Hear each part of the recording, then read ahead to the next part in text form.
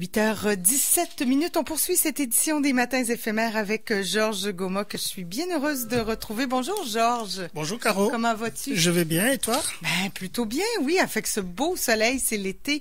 On parle de francs CFA ce matin. Ben écoute, on parle de francs CFA ce matin. On parle surtout de quelque chose qui plane dans l'air, là, tu sais.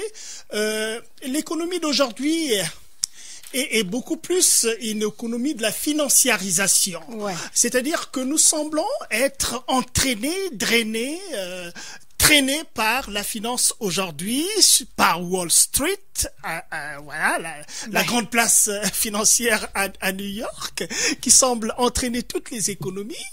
Eh ben, qui parle économie, parle de la finance. Et les pays africains, puisque c'est de chronique d'Afrique noire dont il est question, et je vais dire aussi ceci, on devait avoir le professeur Miabé au téléphone, apparemment. Ouais. Tu as essayé de le joindre? Ben, j'ai essayé de le joindre. Ça répond pas. Difficile des fois, parfois avec les distances. Voilà, à Washington, parfois avec les distances, c'est très difficile. Alors, mais la monnaie en Afrique, c'est le franc CFA. Tu te rappelles, on a beaucoup parlé de franc CFA, la communauté financière africaine. Ouais. Et en fait, au lendemain des indépendances, puisque les zones françaises, bien évidemment, les anciennes colonies françaises, il y en a 15 au total en Afrique. Et il y a 3 zones monétaires qui ont pour monnaie le franc CFA. Il y a la zone de l'Afrique centrale. Aujourd'hui, la communauté s'appelle la CEMAC, la communauté économique et monétaire d'Afrique centrale. Il y a l'UEMOA. UEMOA. Voilà. D'accord. Qui est la zone monétaire en Afrique de l'Ouest. Et il y a les Comores également. Voilà les trois grandes régions où évidemment les gens utilisent le franc CFA. Et le franc CFA a été longtemps arrimé au franc français. Ouais. On le suppose avec un nom. Voilà, tout à fait. Et donc, mais il n'avait pas la même valeur, j'imagine. Non, il n'a pas la même valeur. Pas la même valeur. Mais en tout cas, est arrimé au franc français, qui n'existe plus aujourd'hui puisque c'est l'euro qui existe. Oui, et par ce truchement, et donc le franc CFA est arrimé à l'euro. Qu'est-ce que ça veut dire concrètement, arrimé à l'euro? Mais c'est rattaché, c'est-à-dire attaché à l'euro. Mais ça a une valeur plutôt symbolique, là, non? La valeur, il y a une valeur qui est là et n'est pas symbolique, mais la situation de cet arrimage est assez particulière quand même, parce que quand c'était le franc, les francs CFA n'étaient pas utilisés en France, par exemple. Avec l'euro, c'est la même chose, c'est-à-dire que vous allez avec les francs CFA en Europe, vous n'en faites absolument rien. Vous voyez? Donc, c'est ça quand même la situation qui est assez difficile. Et donc, les analystes ont compris que non, le rapport de la France avec ses anciennes colonies est toujours martelé par ce type de relations de dépendance, on va le dire. Mais ce qu'il faut remarquer quand même, c'est que ce franc CFA est quand même marqué par une certaine stabilité. La stabilité de la monnaie. Quand vous battez une monnaie, quand un pays bat la monnaie, il faut la soutenir, cette monnaie-là, pour qu'elle soit forte sur le marché financier. Et donc, la France, puisque le franc CFA, il y a un compte qu'on appelle le compte des opérations qui est logé au Trésor français, c'est-à-dire que ces États africains finalement, dans la gestion de leur monnaie, ne peuvent rien faire sans la France. Et si les États-Unis veulent faire une aide à l'Afrique ou dans ces pays-là, il faut nécessairement que le Trésor français soit, n'est-ce pas, partie prenante des transactions. Donc, on voit quand même que, en dehors du fait que cette stabilité est assurée, et c'est une réalité quand même, que les États africains n'ont pas vraiment la souveraineté, n'est-ce pas, monétaire dans ce qui concerne l'évolution de leur économie, tu vois.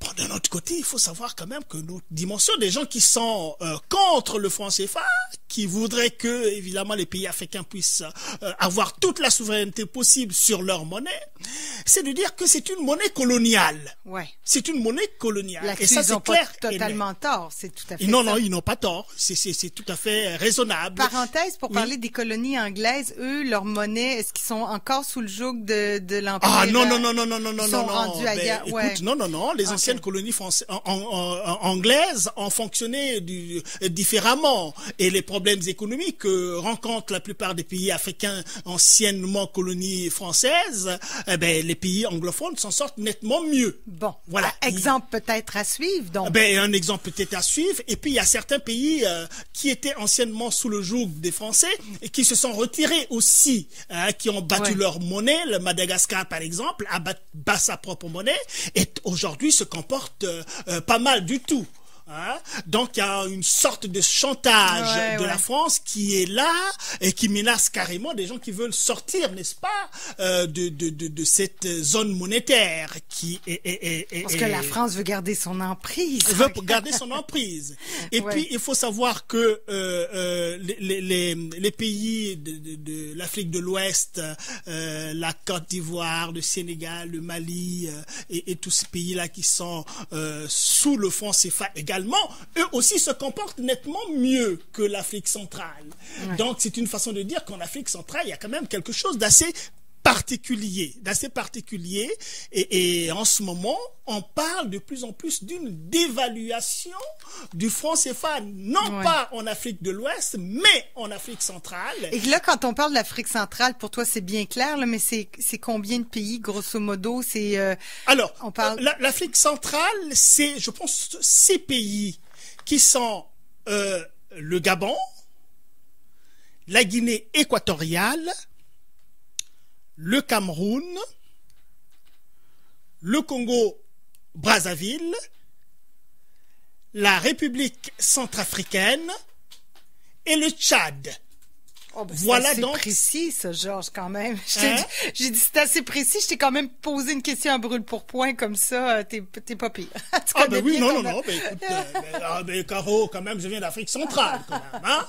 Oui. Hein? Donc les yeux fermés, quand même, je connais ces pays satellites, n'est-ce pas, autour de l'Afrique centrale. Donc voilà. Et puis bon, il faut savoir qu'aujourd'hui, évidemment, ces pays-là traversent une crise monétaire incroyable, mais tous les pays dans la zone de la CEMAC, donc l'Afrique centrale, n'ont pas le même niveau de responsabilité par rapport à la dégringolade, n'est-ce pas, de leur monnaie. C'est ça le problème. Il y a des pays qui sont relativement mieux lotis, qui ont encore une grosse réserve au niveau de compte des opérations qui se trouvent en France, donc gérées par le Trésor français. Le Cameroun, par exemple, se trouve nettement mieux, avec pas mal de réserves. Le Tchad se comporte assez correctement. La Centrafrique se comporte assez bien aussi. Mais le ventre mou de cette communauté financière et monétaire, c'est... Tu vas encore me dire, mais Georges, tu accables trop ton pays, là. Mais c'est pas de ma faute. C'est le Congo-Brazzaville.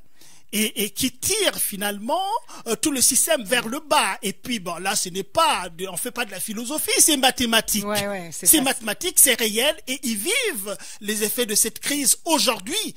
Et pas seulement le Congo-Brazzaville, aussi à la Guinée équatoriale, ces deux pays-là. Et donc, les injonctions qui ont été faites à ces deux pays-là... Mais quand tu dis ça tire vers le bas, les autres, c'est forcément, tout est interrelié. Ah, là. mais bien sûr, si vous faites des conneries, chez vous, ce sont les autres aussi qui sont... puisque c'est une communauté financière et monétaire. Donc, nécessairement, ça fonctionne un peu à la mode des vases communicants, là. Hein? Ça bouge de l'autre côté et l'onde se répand dans tout le système. Et donc, le Congo-Brazzaville a beaucoup plus merdé que les autres pays. Et même la Guinée équatoriale également, qui est comptée comme aussi la part maudite un peu du système. Bon, avec des injonctions, n'est-ce pas, du Trésor français, parce que chaque année, en fait, la France se réunit 2 fois avec ces États-là, Hein? Ouais. Tu vois un peu, la chose est très Ouais, sérieuse ouais, là. quand même. Et au printemps, généralement, il choisit un pays africain, hein, une capitale africaine où, évidemment, le ministre français des Finances se réunit avec ces pays, les ministres des affaires des Finances aussi de ces pays-là. Ouais, ben, Hein, ça se rappelle un peu la colonie, ça. Hein? Voilà. Bon, enfin, je suis désolé, mais et puis au printemps, en automne, en octobre, ils se réunissent toujours à Paris. Tu vois un peu le cycle deux fois par an. C'est beau l'automne à Paris. Hein? C'est beau l'automne à Paris. C'est beau l'automne à Paris, évidemment. Ça donne l'occasion de visiter Paris. Et ça donne l'occasion de visiter Paris, en tout cas. Donc voilà un peu comment ils essaient de gérer. Mais j'allais parler de la Guinée équatoriale. Ouais. La Guinée équatoriale a reçu des injonctions de la France de se comporter d'une certaine manière, parce que en 2016, ils se sont réunis à Yaoundé. Et là, à Yaoundé, là où évidemment Madame Lagarde est partie à Yaoundé et Monsieur Sapin, le ministre français des Finances aussi, est arrivé à Yaoundé, où ils ont pris des résolutions. Je ne suis pas économiste et donc je pourrais pas revenir sur, n'est-ce pas, l'intégralité de ces résolutions. Mais il était question d'adopter une certaine orthodoxie financière de sorte qu'on puisse pas couler. Ouais. Donc il y a des recommandations qui ont été faites. Mais ces recommandations-là, c'est très très difficile de les suivre, évidemment. Et puis, l'injonction qui a été faite à la Guinée équatoriale a simplement rétorqué à la France en disant que non, nous n'allons pas suivre parce que nous avons déjà beaucoup d'argent au trésor public français. Ouais. Vous voyez? Donc, l'argent qui se trouve sur le compte des opérations, là, il faudra le gérer de sorte qu'on puisse soutenir un peu les problèmes que nous avons ici. Vous voyez? Donc, voilà, il y a ce rififi là qui se trouve un peu dans la gestion de cette monnaie. Et puis, pour nous autres, les panafricanistes, ils sont fiers de l'être, évidemment, qui pensons qu'évidemment les pays africains sont, je pense, avec une dose assez forte de démocratie, parce que c'est le système démocratique qui assure la transparence en toute chose.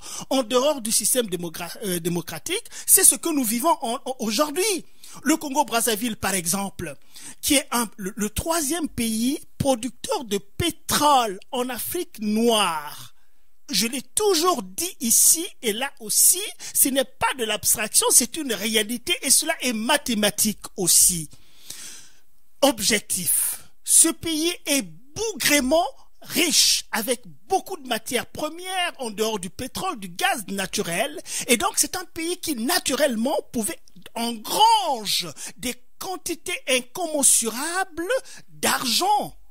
Alors, on ne peut pas comprendre que ce petit pays de 4 millions d'habitants, donc la moitié de la population québécoise, 4 millions d'habitants, avec seulement, Caro, 70 000 fonctionnaires, c'est-à-dire la masse salariale du gouvernement, c'est d'assurer le salaire de 70 000 fonctionnaires seulement sur 4 millions.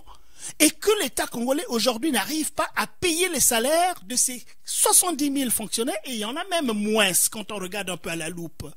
Et que les retraités n'ont pas leur pension depuis près de 2 ans, est-ce qu'un seul instant, Caro, toi, en tant que Québécois, tu peux t'imaginer que le Québécois ne puisse pas avoir son salaire un seul mois? Mais ça va être l'explosion ici. Et quand on te dit qu'au Congo-Brazzaville, les gens ont atteint de 22 mois sans salaire. Et généralement au Congo, une personne qui travaille nourrit une grande famille. Donc à un certain moment, quand nous intervenons à cet espace de liberté qu'on nous accorde pour nous exprimer, pour que le peuple québécois, le peuple canadien en Amérique du Nord, qu'on sache ce qui se passe ailleurs qu'ici, à partir du moment où nous avons des conventions internationales, ça donne quand même la légitimité au Québec, au Canada, aux États-Unis, d'avoir un droit de regard sur ces pays-là pour ne plus s'étonner pourquoi est-ce que les gens partent en immigration et viennent envahir un peu ici, entre guillemets. Donc il y a quand même une relation de cause et effet entre la gestion de la finance au niveau international forcément, et ces problèmes-là que parfois le pauvre Québécois ne comprend pas pourquoi est-ce que les gens partent de chez eux. Il fait beau vivre en Afrique quand même aussi. Donc voilà, nous en sommes là et aujourd'hui on guette les pays d'Afrique centrale. peut-être qu'ils ont déjà été dévalués aussi. Et les Africains se souviendront que en 1994, il y a eu la première dévaluation du franc CFA qui a fait tellement du mal aux économies africaines, là, depuis 94. Et le spectre plane encore aujourd'hui. C'est long, là. Ah oui, depuis 94. Moi, je me souviens encore très bien de cette affaire-là. Et les petits malins qui savaient que quelque chose se faisait, ils ont sorti leurs devises, leur argent, ils ont planqué dans les banques étrangères. Et quand il y a eu la dévaluation, ils ont fait rapatrier leur monnaie parce qu'ils avaient beaucoup plus d'argent. Ah ben oui.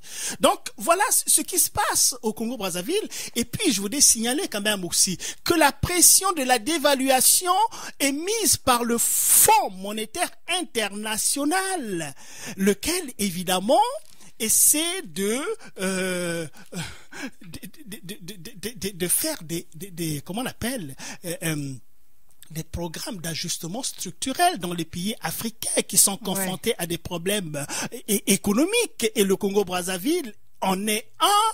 Et là, le 11 juillet qui arrive après-demain, là, le conseil d'administration du Fonds monétaire international va statuer sur la demande du Congo-Brazzaville de demander un prêt. Un prêt. Une rallonge budgétaire, une facilité de tirage budgétaire. Et ça fait plus de 2 ans qu'ils essaient de trouver un accord avec le Fonds monétaire international sur la situation du Congo. Et nous autres, qui connaissons très bien la façon dont le pays est géré et l'affectation des fonds au Congo-Brazzaville, le pays pétrolier, comme je te le disais, eh ben, nous ne sommes pas d'accord. Nous ne sommes pas d'accord qu'on puisse donner de l'argent comme ça à un régime qui dilapide les fonds publics. Et donc, le Fonds monétaire international connaît bien les circuits de cette délinquance. Quelles sont les probabilités que le Fonds monétaire international accorde ce prêt-là, Georges? Mais les probabilités sont normalement faibles parce que, évidemment, le Fonds monétaire international sait très bien ce qui se passe. Grosso modo. Mais voilà, il y a ça aussi. Mais il y a l'autre affaire qui nous pousse à dire qu'on va peut-être leur accorder, n'est-ce pas, ce prêt-là, parce que le Fonds monétaire international a quand même des chartes. Il y a des statuts qui font que, peut-être quelles que soient les conditions, tout membre du Fonds monétaire international doit se voir secourir par l'institution de Bretton Woods. Donc, par rapport à ça, mais quand même, il faut injecter une dose d'éthique quand même dans la façon de faire. Ce n'est pas parce que il y a l'argent, il y a des principes, mais regardez comment est-ce que cet argent-là est utilisé. Parce que ce qui se passe dans le cas précis, là, dont nous parlons, et là, ben, le régime qui est en place, qui est un régime dictatorial, à quoi utilise-t-il l'argent du pays? Et où va l'argent que le pays lui-même produit pour aller prendre des dettes sur des dettes, sur des dettes, sur des dettes? Et là, si le Fonds monétaire international donne de l'argent, ça sera une dette supplémentaire encore, parce que le Congo est endetté à 120% du produit intérieur brut. C'est beaucoup, beaucoup, beaucoup d'argent. Où passe l'argent du pays produit par le pays, la part du pétrole du pays, du bois, du manganèse, du diamant et tout cela? C'est comme si il n'est rien, puisque le gouvernement en place, la seule chose qu'il fait, c'est d'aller emprunter. Et quand ils empruntent, Caro, c'est quand même assez clair de comprendre que emprunter, c'est mettre une charge sur la tête des générations futures qui ne connaissent absolument rien aux turpitudes et à cette criminalité financière et économique que effectuent les gens qui gèrent le pays. Mais au moins par rapport à cela, ce que je dis a une valeur morale quand même. À un certain moment, on se dit, mais que sommes-nous en train de faire? Et la communauté internationale devait voir cette affaire-là et se dire que, d'accord, il y a des conventions, il y a ceci ou cela. Mais c'est clair et net qu'on vous dit que l'argent a été dilapidé pour des choses qui n'ont rien à voir avec le développement du pays. Et ils sont allés il n'y a pas longtemps, il n'y a même pas un mois.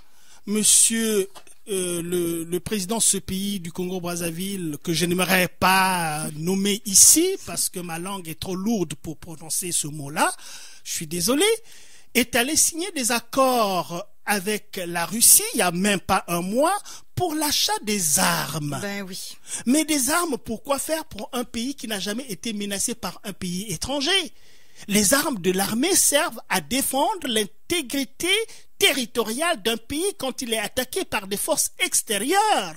L'armée n'est pas là pour faire la guerre à ses propres populations. Et ça, nous le disons tout le temps. Et il faut qu'on nous écoute par rapport à cela et nous interpellons la communauté internationale. Caro, sur ça, Georges, c'était clair, le message est bien passé. Puis on verra le Fonds monétaire international comment il va réagir, quelles seront ses décisions. J'imagine ça sera oui, mais je voudrais aussi, oui. Je voudrais ajouter quelque chose assez rapidement. Au niveau du Fonds monétaire international, Madame Lagarde est sur le départ. Hein? Oui, Madame Lagarde est presque partie, est appelée à d'autres fonctions au niveau des banques européennes et elle est remplacée temporairement par Monsieur David Lipton, qui est un Américain et nous osons espérer que Monsieur Lipton sera très rigoureux par rapport à cette question, très ferme par rapport à cette question. Il y a un changement de garde. Oui, tout à fait. Et puis parfois les gens en Afrique ne comprennent pas pourquoi est-ce que nous nous battons mais comment vous, Georges, vous battez là-bas alors que nous vous avons besoin d'argent pour que nous souffrons ici et tout cela. Mais je pense que là, ils ont besoin de bien réfléchir parce que ce que nous faisons, évidemment, c'est pour eux, mais pas fondamentalement pour nous qui sommes ici, parce que si nous qui sommes ici, quand même, s'il faut vivre, on essaie de vivre comme on peut. Ça touche pas de toute façon. Voilà. On Donc, comprend bien on le fait pour eux. On peut pas continuer à être dirigé par des régimes kleptocrates. C'est de l'argent qui, de toute façon, engraisse les dictateurs. Voilà, qui engraissent les dictateurs, qui vont faire la guerre tout le temps. Mieux vaut éradiquer ces régimes-là et repartir sur des bases tout à fait nouvelles, de sorte que la démocratie puisse être imprimée dans nos États, de sorte que, évidemment, l'Afrique ne soit plus ce continent qui doit être aidé à tout va et qui refuse le développement. C'est complètement faux. L'Afrique regorge, n'est-ce pas, de la matière grise et sont capables, n'est-ce pas, de développer ce continent qui est potentiellement le plus riche du monde. Excellent. Oui, tout à fait, Georges. Merci beaucoup pour cette belle conclusion. Caro. Merci infiniment, Merci pour Georges. cette chronique. On va parler sport dans quelques instants, cette fois avec Dominique Girard et ce sera de l'autre côté de la pause.